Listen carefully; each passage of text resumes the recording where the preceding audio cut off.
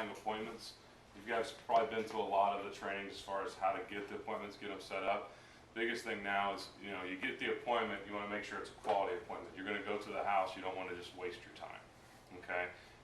There's a couple different approaches. What I do is I try to get the appointment first and then I qualify it. Because once you've already agreed that you're in the house, you can say, okay, you find out they're on dialysis, they have cancer and they have Blue Cross Blue Shield state and they're already set up with their life insurance.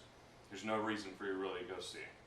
Okay, so you can always back out of the appointment once you can get it. You can qualify it for 15, 20 minutes, and then you go to set up a time to go see them, and they have no interest in you coming. They just want to talk to you on the phone. You've wasted a lot of time.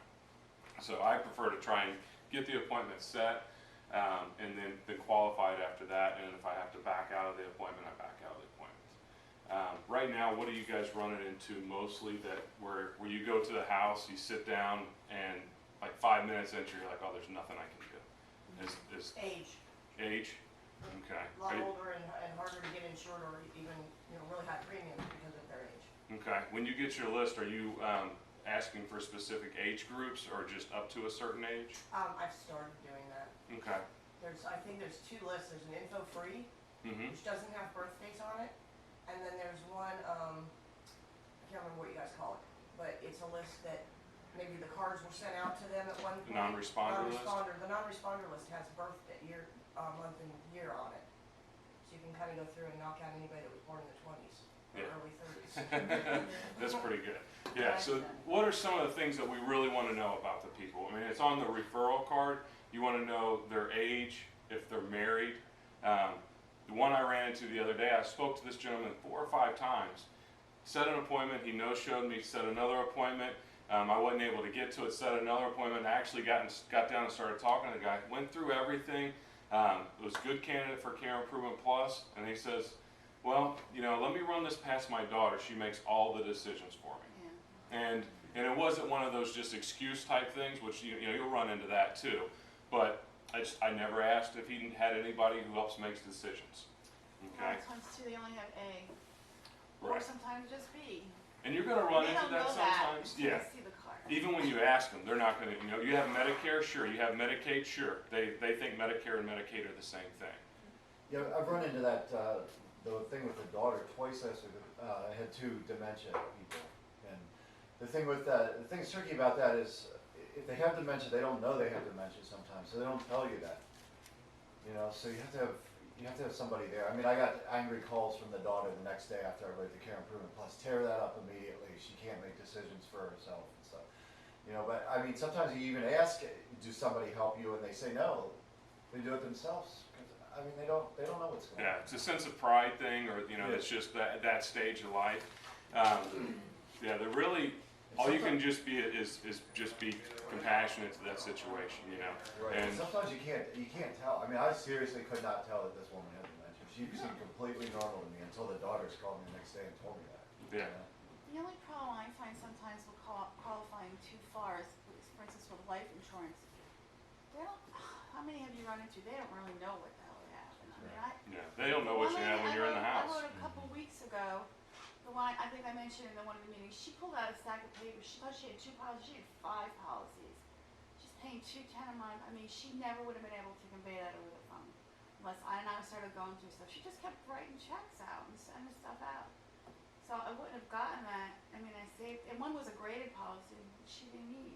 Yeah. So if I'd have just gone by what she said on the phone, I wouldn't have gotten that huge. It was $170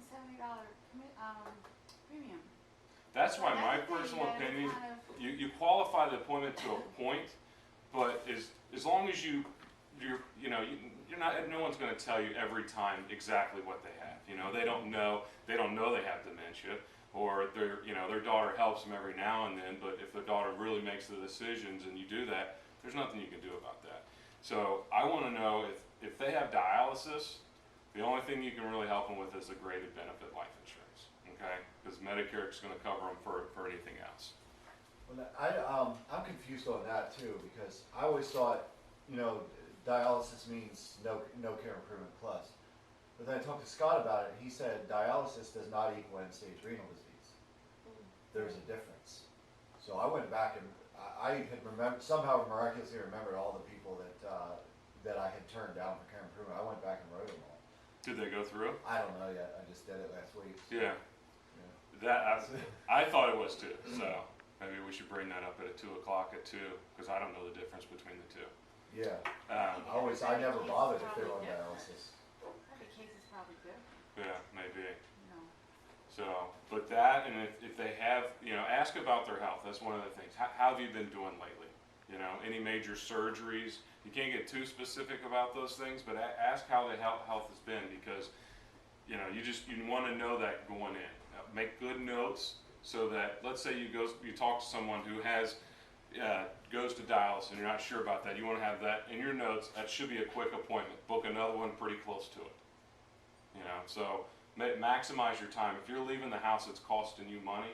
So have enough appointments, and if you have enough appointments, make sure at least most of them are good appointments. But for me personally, like Jerry's saying, I figure I can dig up something in the house. Talk to the person you're traveling with, if you're traveling with a different agent, and see what they like, They may want to have every piece of information from where they work to what their wife's name is to, all these other things. Me personally, I just want to know that as far as we know, they're healthy, and we asked them that if they have federal benefits, they know we do a review that goes above and beyond that, and that's all I say. You have TRICARE, that's great. A lot of the people that I speak to have that. What we do goes a little bit beyond that. What time works best for you, and then once you do that, find out, okay, are they healthy enough to get anything else? So The age thing, a lot of people have that AARP ends at 80. They have no choice but to do something else, and a lot of them don't even know that that's ending. We run into that a lot. I run into an awful lot of healthy 70, lady I wrote was 79. She was fine. yeah, So it's a little hard to qualify on the phone to that extent. You gotta kind of feel them out. yeah. That's why I say if they're wanting, well, I do mostly lead cards. You want me to call them mostly off a list. For me, it's a little easier. I know their age group and I know their income before I even call them. Okay. So, and then most of them have sent a card in, or if they haven't, I know what I've sent to them. So when you ask for your non-responder list or your other things, try and get at least an age group that you want to target. Because if you're calling 83-year-olds, you're burning phone time. So and that should be something we should be able to hone in for you. So the health that we want to look at is one of the things. Are there any objections? I know you guys do objections, rebuttals quite a bit. Why don't we just kind of throw out anything that you might, and then anybody can answer on these. Just like I said, I have TRICARE. What would you say to that? Or if you have cancer or anything else, just throw something out that just to kind of make the most of the phone call. Randy Harvey's great at this. I hear him all the time. He gets shut down. He gets shut down. He gets shut down. Let me ask you this: do you have any money in the market? It's the throwaway. What's the worst thing that can happen? They're already not going to book an appointment with you. If they say, hey, I do have some money in the market, what do you got for me? Maybe he runs across an annuity that way. Okay. And also, it's not just them. I have a spouse in the house. We wrote a big life insurance that day. I called on the mother. I was talking to the daughter. She was researching getting life insurance. We ended up going there and seeing her. She was my age, in her 50s, still working. Got her life insurance. Yeah. Her mother sat there in the chair, like 85 years old, laughing at her. And don't be afraid that if someone has what we offer, like I met with a lady who had care improvement the other day. She had care improvement. She really wasn't sure of what her benefits were. And I said, listen, I represent the company. I can come over and go over some of the benefits and then do a full review with you. Does anybody help you with that? Well, my daughter does. I don't hear very well, and I was screaming to her on the phone, so that was obvious. So her daughter comes over.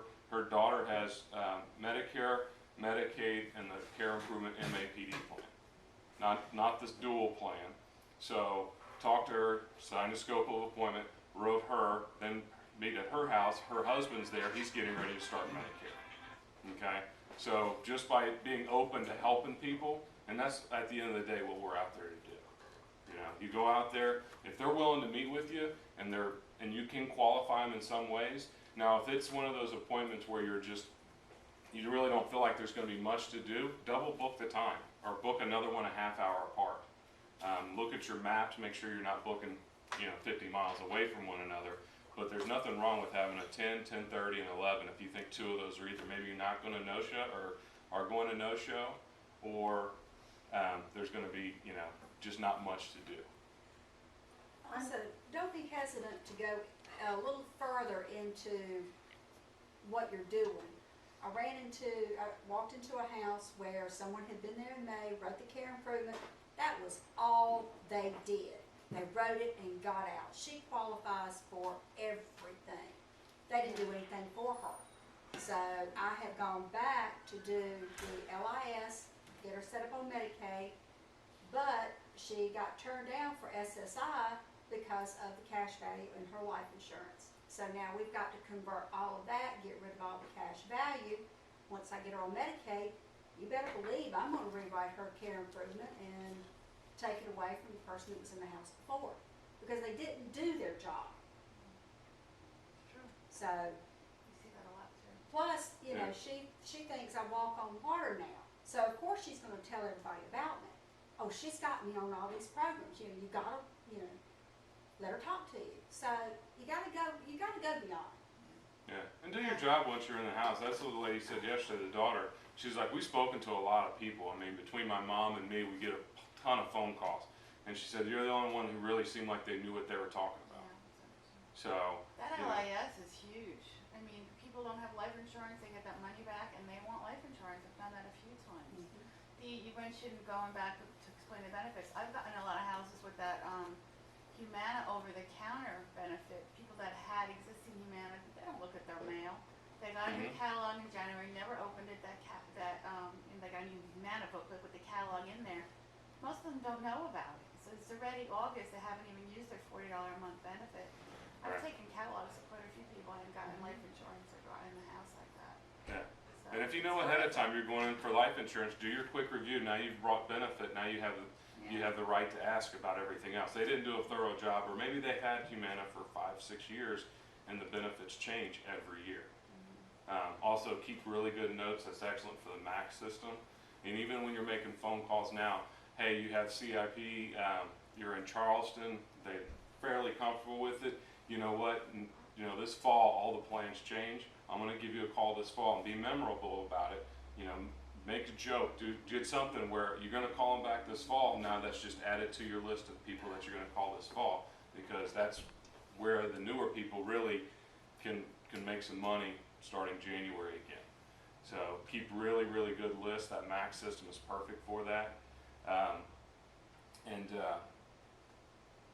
So yeah, keep really good notes on all your people. I know Scott's been really harping on that, using that MAX system, but it really, really helps. This is more technical than your way that you handle the people, but if you go to Google Maps, you can enter up to 10 addresses and then rearrange them so that you get the most efficient path. So if anybody doesn't know how to do that and they'd like to know how to do that, I will show you how to do that on your computer.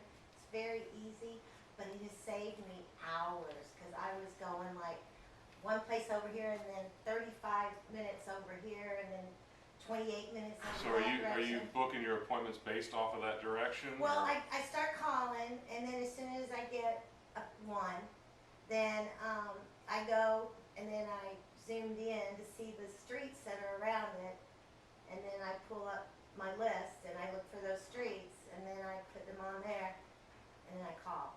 Okay. As long as it's not taking too much time to get Right. to that point, yeah. Right, you gotta be smart with it, but I've been doing mine really loose. I say, well, I'll be there between 9 and 10:30, you know, and if only 2 people, I think, have asked me, can you narrow that down a little bit, give it a little, give me a half-hour window instead of an hour-and-a-half window, Yeah. and then I'll Do you get no-show given that big of a time frame? Is your no-show rate fairly high? Well, now, like I schedule 12 in a day, so, yeah, I get no-shows. 12 appointments? Yeah, well, That's great. yeah, but I get no-shows, and I get a lot of no-shows, so, Maybe and that's also- the thing. Maybe you hone them in more on time and qualify the appointment more. Spend a Yes. little bit extra time, just like, you know, once you sell that application, you don't just, run from the house. Get the appointment, get it set. Okay, now let me just verify some information. You have Medicare A and B, right? Okay, what do you show when you go to the doctor? Do you have a, you know, if they don't answer, do you have a Humana? Do you have a Care Improvement? Do you have a Blue Cross Blue Shield? I don't even know. Let me ask you this: do you pay anything when you go to the doctor?